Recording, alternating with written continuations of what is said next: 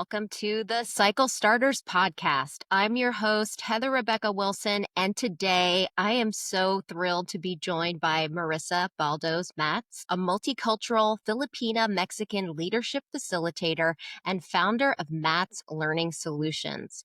With over 2 decades of global HR experience, Marisa has dedicated her life to creating healing-centered leadership spaces that elevate underrepresented voices. Marisa's work is deeply rooted in cultural identity and collective healing through her initiative, Rising Legacy, for multicultural women leaders.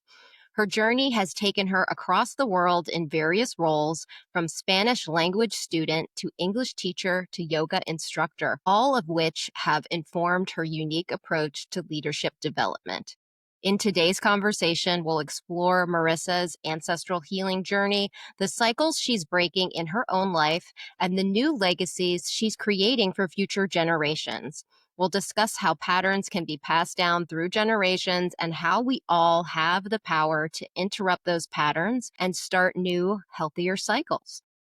So before we get into this juicy conversation with Miss Marisa, I have a favor to ask. If you are loving the content that we are creating here at the Cycle Starters podcast, please like, subscribe, comment, and share this channel, this episode with anyone you think would benefit from hearing this information. It really helps the algorithm get our content in front of more viewers. So thank you in advance for that. So grab a drink, grab a snack, and without further ado, let's dive into this inspiring conversation with Marisa about ancestral healing and leadership. Hi, sis. Thanks for having me. Oh my gosh. Thank you for saying yes to being on the show. It's lovely to see you. How are you doing? Good. I'm in the middle of some exciting projects, so things are turning around. Awesome. I'm glad to hear it. And hopefully we'll get to hear about some of these exciting projects later on in our conversation. All right. Well, I think we should just jump into it. Can you share with us whatever you feel comfortable sharing about your ancestry and your ancestral background? Thank you. It's a dynamic story, I think. I am born and raised in Central California, Delano, California, to be specific. It's the heart of the San Joaquin Valley that feeds this country. And my journey begins with my father, who came to the United States at 18 years old from the Philippines, beginning his journey in Hawaii, working in sugarcane, which happens to be the most labor-intensive kind of farming there is. But when you're 18 years old and you're hoping to live the American dream, this is your way. And eventually he made it to Central California in the late 60s, early 70s to work in the grape fields, and spent over 30 years as a farm laborer and leader, bringing food to our tables. That brought me to Delano, California, the heart of our country's agriculture. My mother, on the other hand, is Mexican American first generation. She grew up on the border of El Paso, Texas, and Ciudad Juarez, Mexico. And her journey's, from my perspective, unique, maybe not to those who live on the border region. But she was born in El Paso, was educated from kindergarten through college in El Paso, Texas, but lived in Ciudad Juarez, Mexico. And she journeyed from one country to the other every day to be educated. And what's unique about this situation is that my grandfather, who is a very traditional Mexican patriarch, knew that my mother, and this is in the 50s, 1950s, knew that my mother would struggle because she was a woman, because she was Mexican, trying to create a life in the United States. And so he decided that she was going to be educated in El Paso, Texas, and her 3 brothers were going to be educated in Mexico.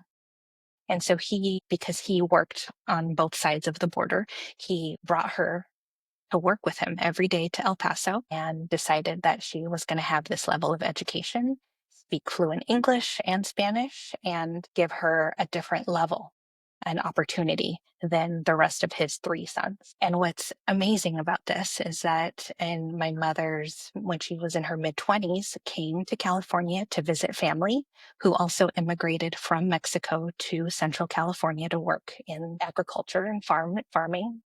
She just came to visit, and that's where she met my father, and she decided to stay in California. So to grow up in Delano meant that I was going to be amongst a large Mexican population, a large Filipino population, where the dynamics of living in the United States with these roots of Filipino culture and family, and my mother's, I'm going to say, more independent American upbringing, because all of her family was still in Juarez and Texas. She was the only one really that came to California. That the mixture and the blend and the dynamics of living in the United States in and amongst my Filipino family was a really interesting experience looking back from adulthood on what I experienced when someone might say, oh, you lived in a multicultural home. It wasn't necessarily Mexican and Filipino home. It was an American and a Filipino home with Mexican food and Spanish language. Those were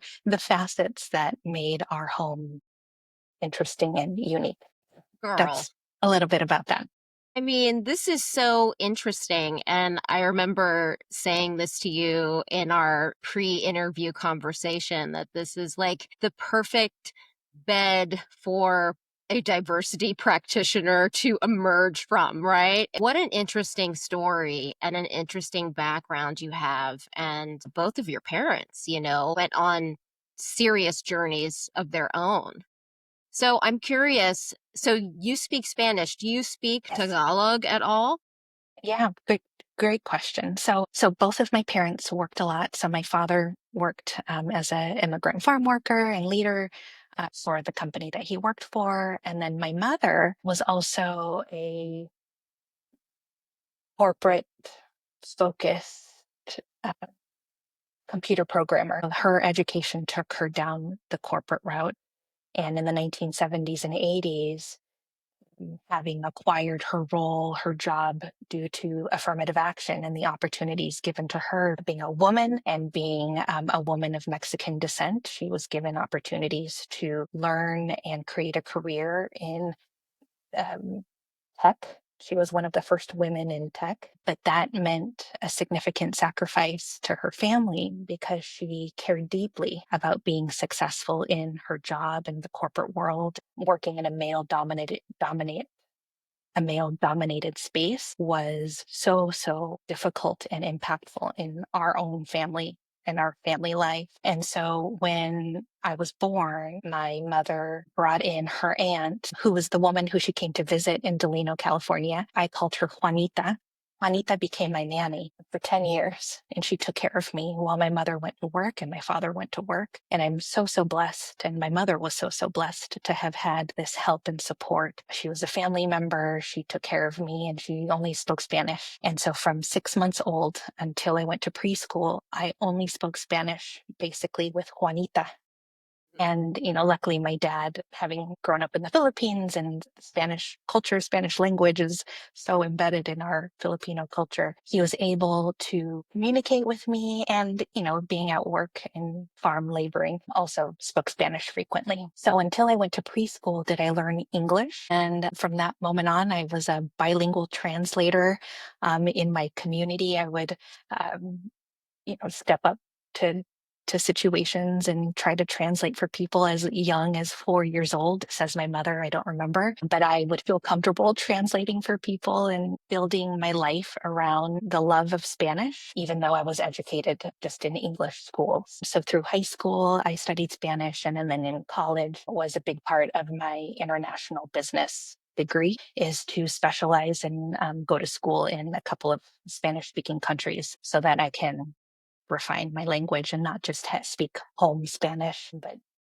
be a little bit more learned in the language. I never learned Tagalog or Ilocano. My father's from Ilocos Norte. And so we just spoke English with my Filipino family. And that's what worked. I think my brain could only fill it with English and Spanish. So impressive, though. That's awesome. All right. Yep.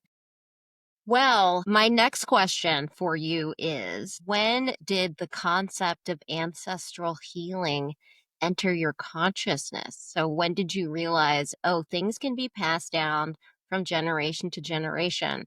And not only that, I actually have the power to start new cycles if I so choose.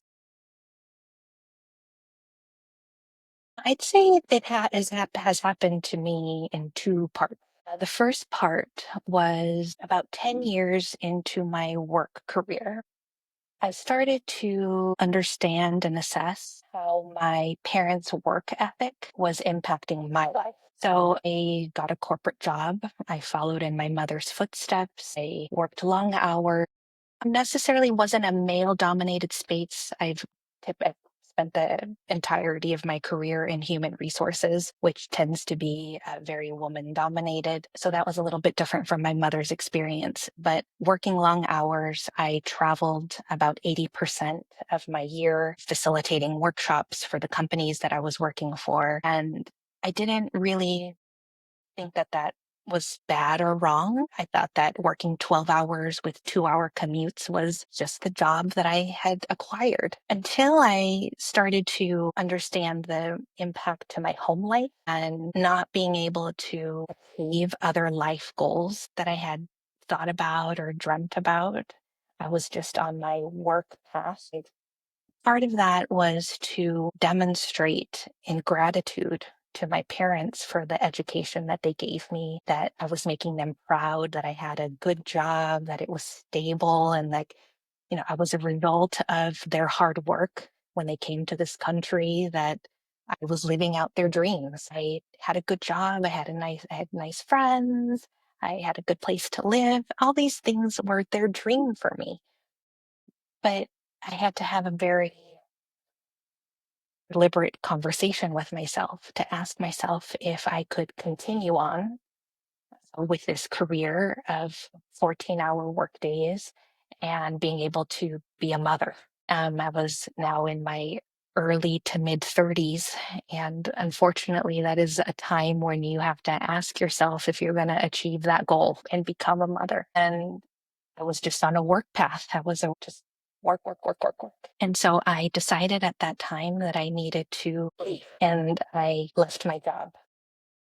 And that was something very difficult that I had to talk about and explain, that I was going to quit my job. And that's not something that either one of my parents was in their vocabulary.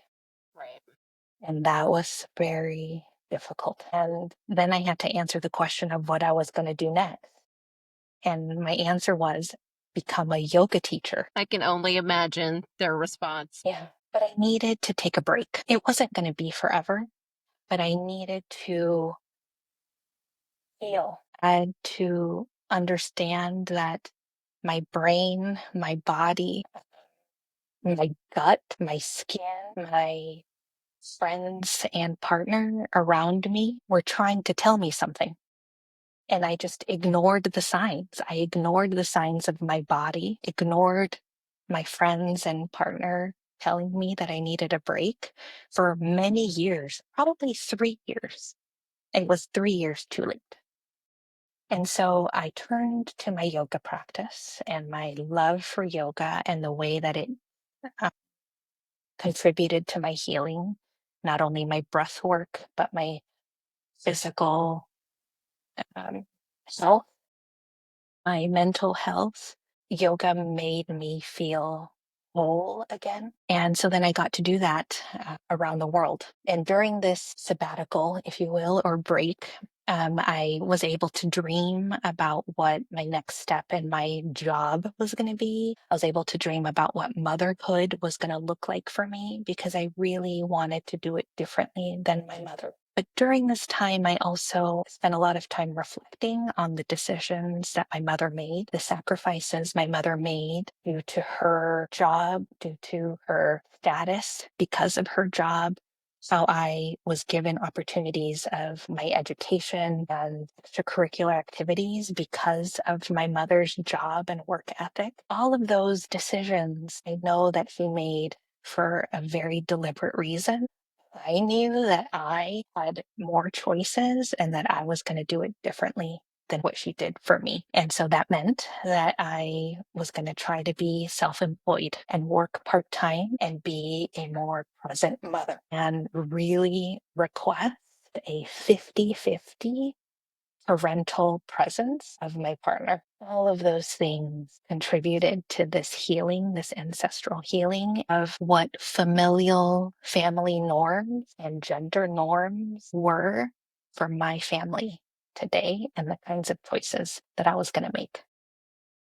So then the second half of the healing happened when I became a mother, when that actually happened, because that was very hard and still hard today. I have a 9-year-old and a 7-year-old because I observe um, the hardships and the sacrifices of being a mother and what that means, and being a working mother and what that means. I'm like shaking right now, setting boundaries and making very deliberate choices and speaking up when I know something's not equal or fair. Bring more equality. I'm not going to say it's equal in my house. There's still a lot of unspoken or like under the surface tasks and duties and responsibilities that my partner and I try to split, but still can't be 50-50.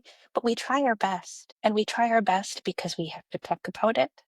And if I feel that it's unequal, I don't have any problems saying something about it. And that's, something that I don't know if my mother could or my father could communicate. And so those are the phases that I had to go through to get here. Oh, my goodness, sis. Thank you for sharing all of this. And I know that so many of our viewers, people in our community, are going to feel so seen listening to this story, because this is not uncommon. And thank you for tackling these issues, right? The issues that plague our time, doing it in your household. I mean, I feel like that's where the shift happens. It lands in our sphere of influence with our closest relationships. So yeah, you're a badass. Look at you. There's one more thing Yeah, that's yeah, interesting tell that I me, have tell to me. add that is just coming to my mind. Something I didn't mention is that I'm an only child. Mhm. And that in the 80s, in the Filipino-Mexican community, was my mother and father worked a lot. And I think, now as a mother, I understand the impact of having one child, much less more than one child, and the village it takes to pick up, drop off, feed, bathe, put to sleep, cook, clean, laundry, all the tasks related to taking care of more than one person like yourself. And I know that juggling motherhood and work and survival is extremely labor intensive, emotionally intensive. And then even having to balance a marriage or partnership, that too, all of the roles that I hold, that my mother holds to be considered and were off balance a lot of the time.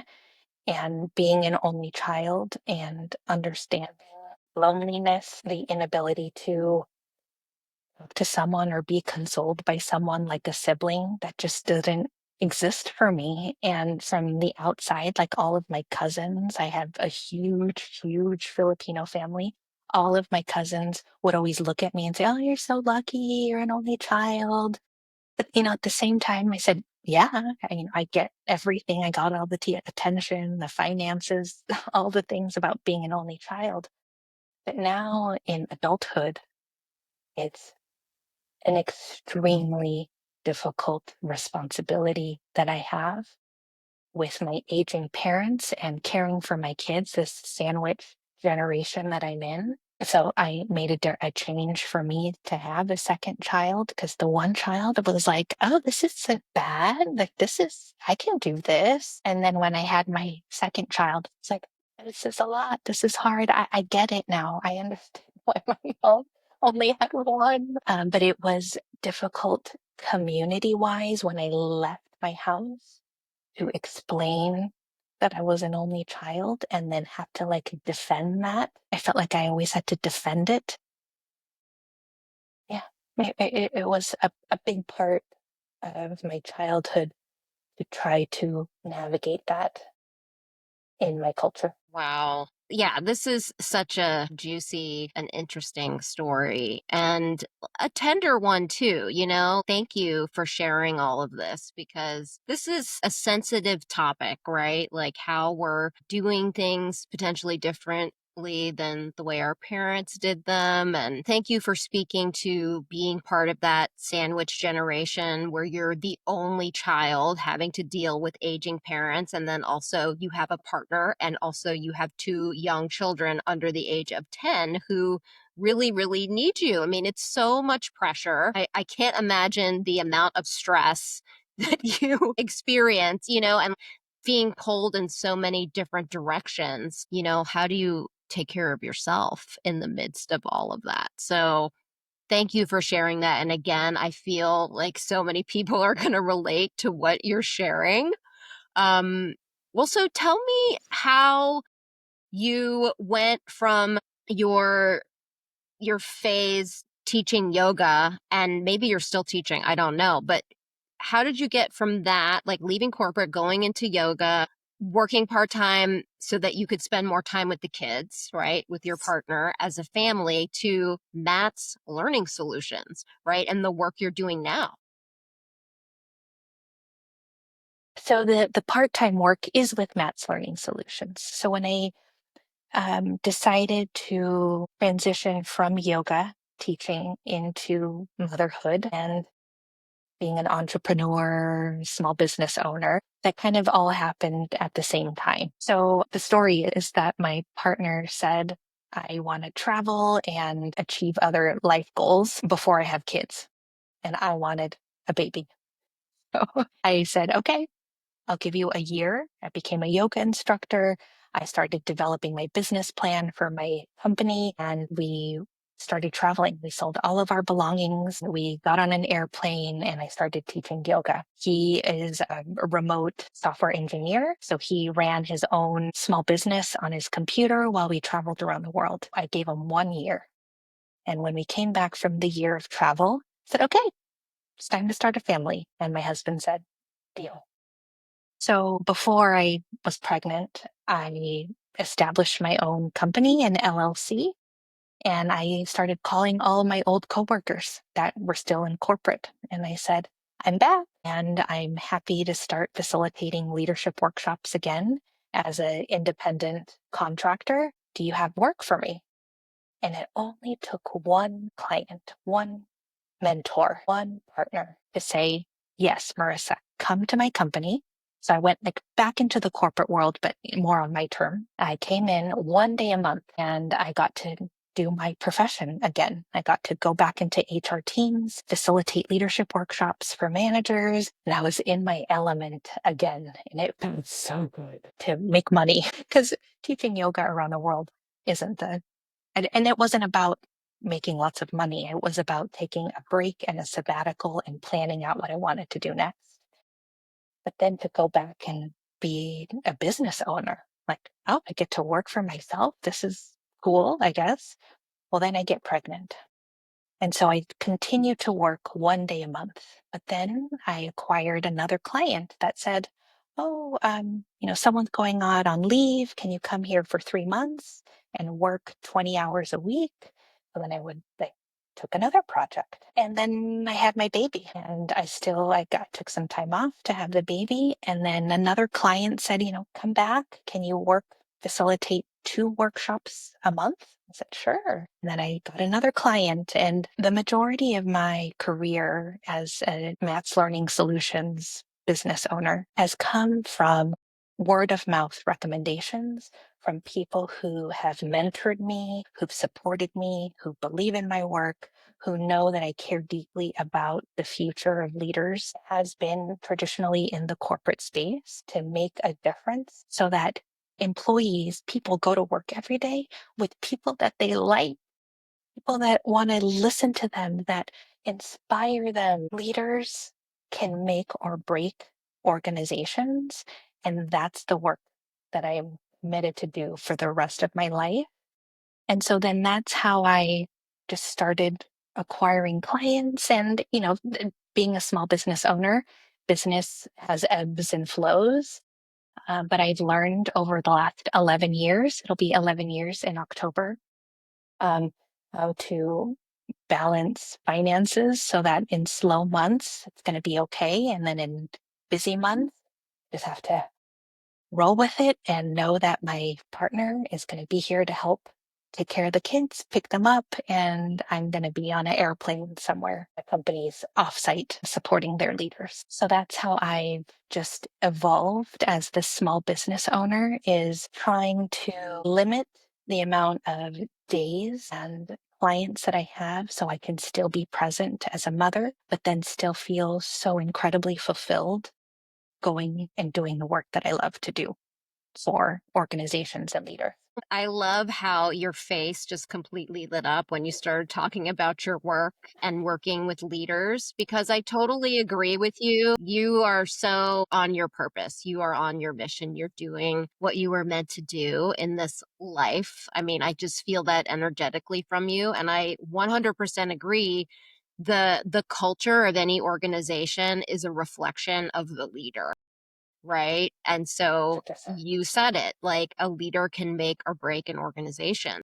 So how lucky these people are to get to work with you. And Thank I you. totally see everybody being like, oh, Marisa wants to do something. Yeah, let's hire her, because you have such a wonderful, sweet, calm, centered energy. And you have a lot of embodied wisdom from your lived experience growing up in a multicultural household, right? And a multicultural household looks different in each household, right? But you had your own specific experience. So I love this, and I love seeing the smile on your face and watching you light up talking about this work, because we need you. We absolutely need you to do this work 100%.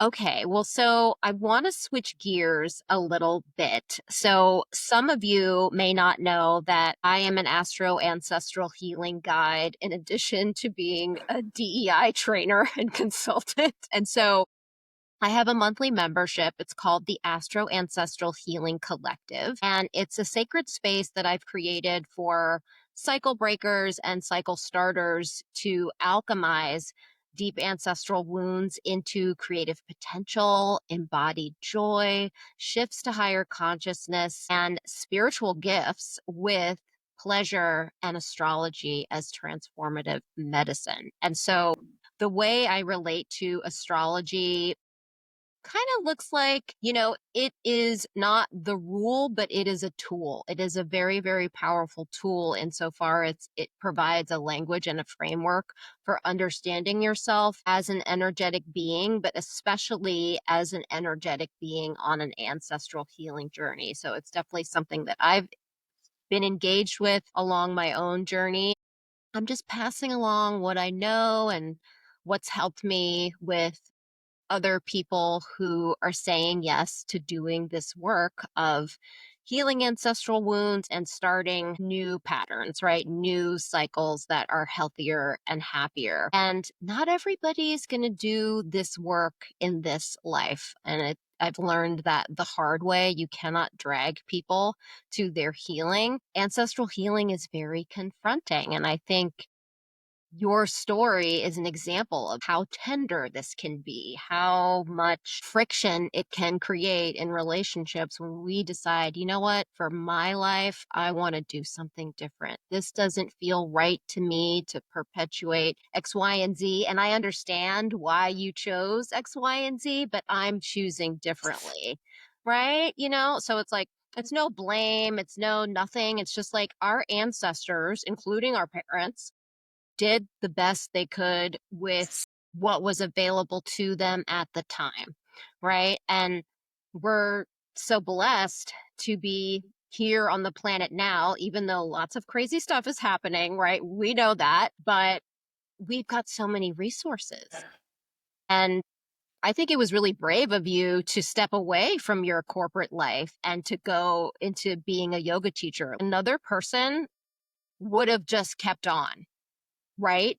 The conversations I had to have, even with my coworkers and family members and friends, like, why would you do this?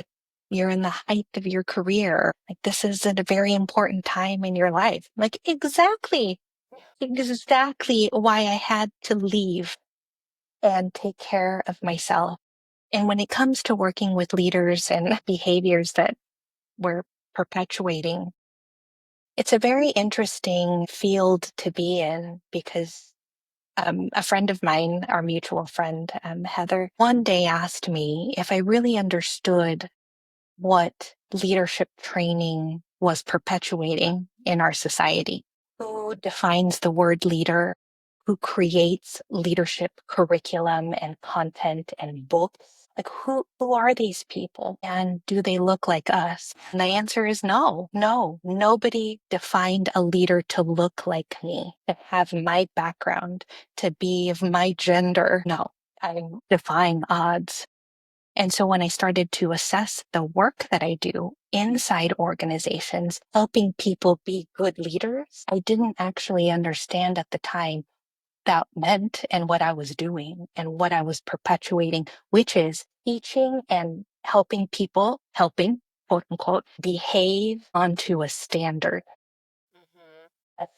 norm that somebody defined as an effective leader. And that made me embarrassed, sad, angry. That caused me to write my own curriculum, leadership curriculum for multicultural women leaders to break the definition, to question the definition, to understand what everyone's definition of a leader can be. And that's okay and appropriate and acceptable versus being against this norm that we're supposed to follow. Girl, yes. Thank you. Speak on it. I feel like all of us on this DEI practitioner journey, we have that moment where we're like, hold up, what am I perpetuating exactly? Right. And there's almost grieving process around it. Right? You have to go through like, "Oh my god, what was I doing? What was I saying? What was I thinking?" But I was just repeating what was taught to me. Yeah. And so it's like you have to go through sort of a detox of all of that. And yeah, thank you for sharing that. I mean, I had to take a break. I had to take a break from doing DEI consulting and training for a few years, honestly, because I got really burnt out arguing with people online, which I talked to you about. And I really had to take a step back because I was like, this is draining my Yeah. soul. Yes. This is not helping anything. This is not the platform. This is not the space for true healing to occur. And not everybody sees this work as healing work, but I really see it as elevating our consciousness and it's healing work. And that's why I think you and I are so aligned because I think we approach this work in similar ways. And we're both half Filipino too. And so let's start with your sun. So the sun in tropical astrology and in life path astrology, which is the methodology that I was trained in initially, the sun is where you shine. It's the special sauce that you mix into everything you do that makes you stand out from the 11 other astrological signs. And each sign is a spectrum of psycho-spiritual energy with a high expression and a low expression. So I am also a Gemini rising, so I can relate to you. So you shine in this area of communication, speaking, learning. You are curious about people. You can do research. You can overconsume information, though, sometimes, right? Watching videos, reading books, all the things, listening to podcasts, because there's this sort of insatiable curiosity. We're lifelong learners. Yeah, for sure. This is where you shine. And in terms of element and modality, Gemini is mutable air. Air is our thoughts, our consciousness, our beliefs, our communication. And when air is mutable, it just means it's changeable, it's adaptable, it's flexible. And I think it speaks to also like growing up in the multicultural household, speaking different languages, just being multiracial and racially ambiguous. It's kind of very Gemini because you kind of can float between different Absolutely. groups, you can speak the different languages. So Gemini. So that's very cool. So your rising sign is different. So the rising sign is based on your time of birth, and the rising sign will change multiple times a day. So that's why we ask for the time. The rising sign is the vehicle for your divine mission. It is your perception of reality. So it's the glasses that we see everything through. And it's also the energy that people first pick up on when they meet you. And sometimes this can be in the shadow for some people. They're unconscious of how they come across, because there's been such a focus in pop astrology on the sun and your sun sign, because the sun is how you see yourself. Your rising sign is really how you are behaviorally, but also the people that you're meant to serve in this life, they pick up on those rising sign qualities. So you're a Taurus rising, and Taurus is fixed earth, and earth is what we use to build the structures that give us stability and security in our lives. And because it's fixed, it's very stable. It's very reliable. And in the Northern Hemisphere, Taurus energy really anchors us in the middle of springtime. So it's ruled by the planet Venus, who is the goddess of love, money, and pleasure. Taurus loves to luxuriate. Taurus loves the creature comforts. I want my pillow, my blanket. This is the special ice cream and sorbet that I like. This is my face stuff that I like to use. You know what I mean? Sensual, and it's the body, right? Sensuality. So does this resonate for you at Oh all? my, don't go in my bathroom, Okay. okay? And also don't look at all of my online shopping transactions because you all the things you just described. Yes, Yeah, I Taurus like is certain very things. tactile and they like Yeah. certain things, and yeah, they love to relax, but they also like to build things that are of high quality. So Taurus moves at its own pace, and sometimes that's faster than other people, but sometimes it's slower. But they're moving at their own pace because they're building a legacy. Okay, so I feel like you are definitely doing that. You're doing things your way. No one's going to tell you to do anything. So you may have a little stubborn streak. This is what I think. And you're not changing your mind until you decide you're going to Yes. change your mind. Yes. That's why it took me 3 years to quit my corporate job. Yeah, that makes sense. I wasn't ready. I needed to do it in my own time. I needed to make my own decision. So what I'm talking about now are your big three, because these three placements really make up like the bulk of your energy and your personality. So we got the sun and we have your rising sign. And now the moon represents your emotions, your emotional core, but also your emotional inheritance. And this includes your ancestral wounds, but also the gifts your ancestors have given you. Moon is in the sign of Aquarius, which is another air sign, but like Taurus, it's fixed. So it's fixed air. And air, again, is your thoughts, your consciousness, your beliefs, communication. Aquarius is the visionary. Aquarius is very much focused on the future and being that rebel genius. The lower expression of Aquarius is the rebel without a cause, the I see. criminal, but the high expression of Aquarius is like, I'm doing my own thing. Conformity is the last thing you want. It's very important for you to stand out as an individual. So Aquarius is very avant-garde, but also they're big humanitarians. And the cool thing about Aquarius energy for me is that it invites us to come into balance with the energy of each individual, each unique individual, and, how do we balance that with the health of the collective? And the reason the tapestry of the collective is so gorgeous and multifaceted and beautiful is because of each unique individual strand. And so I think in the work that you are doing, your moon is in the 10th house of your career. So work is very important to you. But also, there's that ancestral wound in that 10th house of work, right? And feeling like you can only do things one way, but you're also bringing your humanitarianism, your heart, your compassion to your work. So, does this resonate for you at all? The humanitarian essence of my work is fairly new. Mm. I didn't know that you could blend those two things together because I think my parents went to work or used work as a medium to have money and be safe and have a home and food and education, not necessarily either blending or fulfilling a humanitarian side to work or to life that was, I don't know, out of the ordinary. And so I'd say about 5 years ago is finally the time when I felt an obligation to serve the community.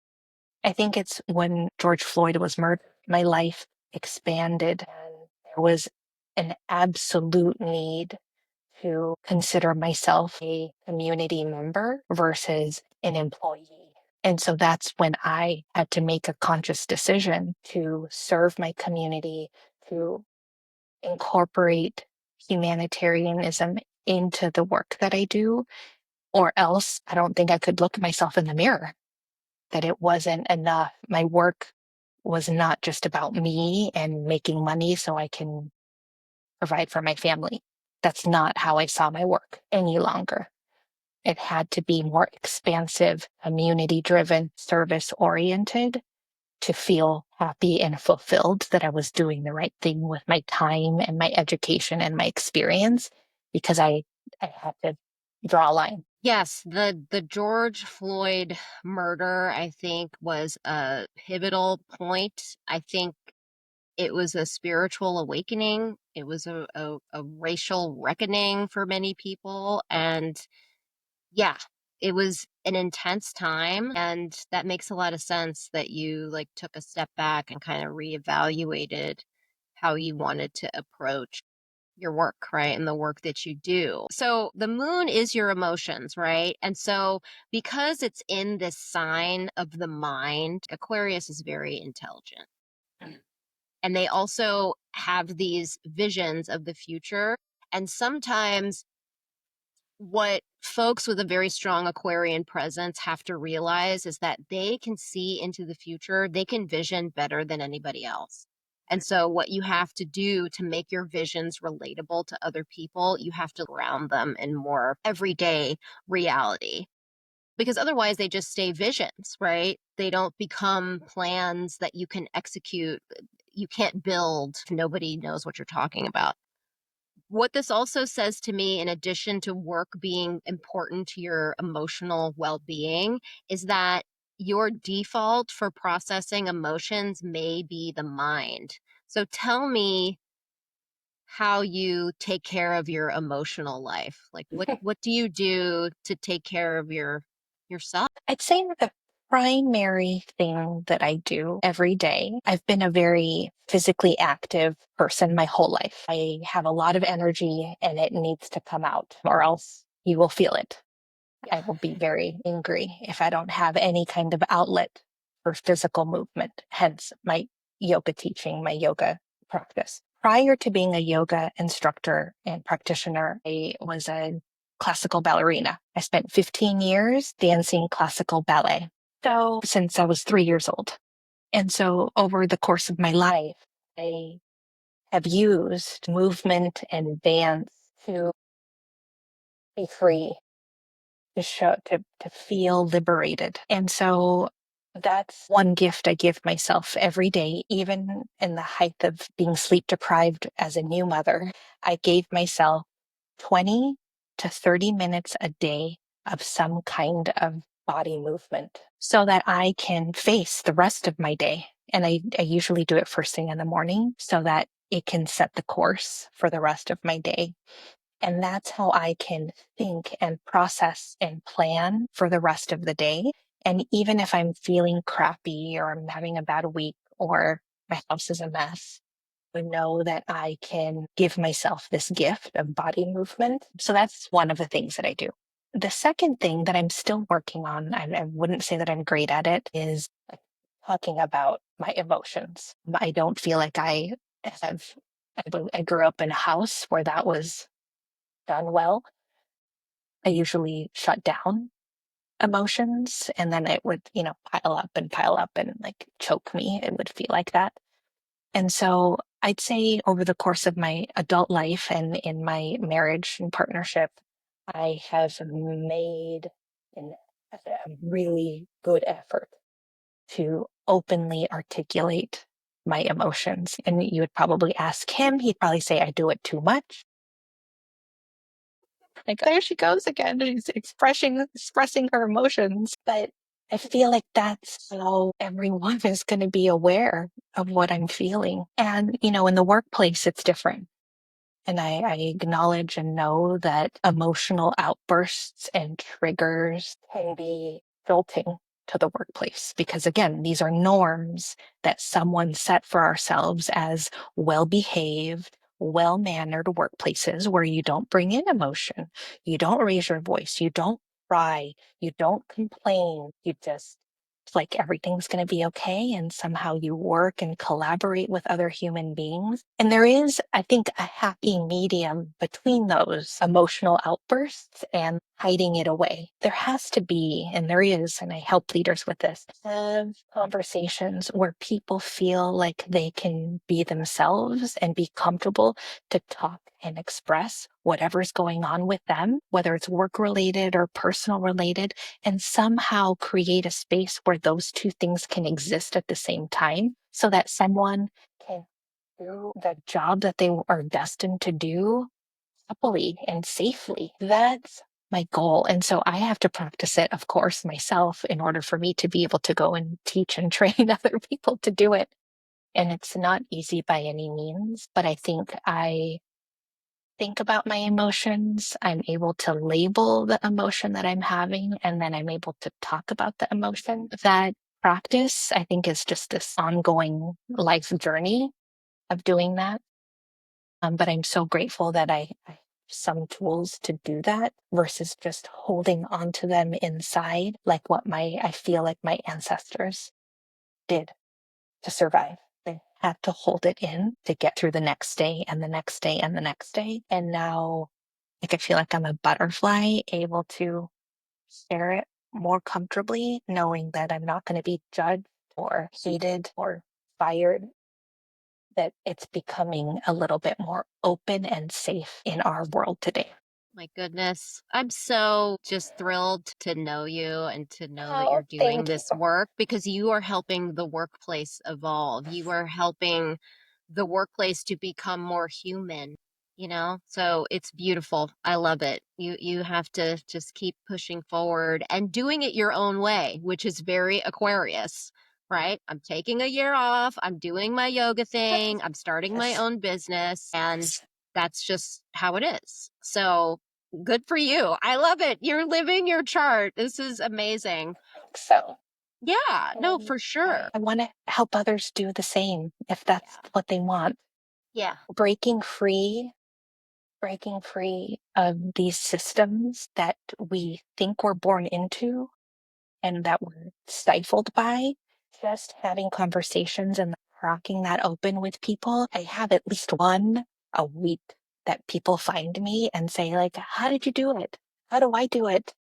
And whether it's home life or work life or small business life or entrepreneurship, all those things. Amazing. Amazing. Well, No, so thank you. of course, thank you. Well, so I think this would be a great time for you to share any exciting projects that you're working Yeah. on.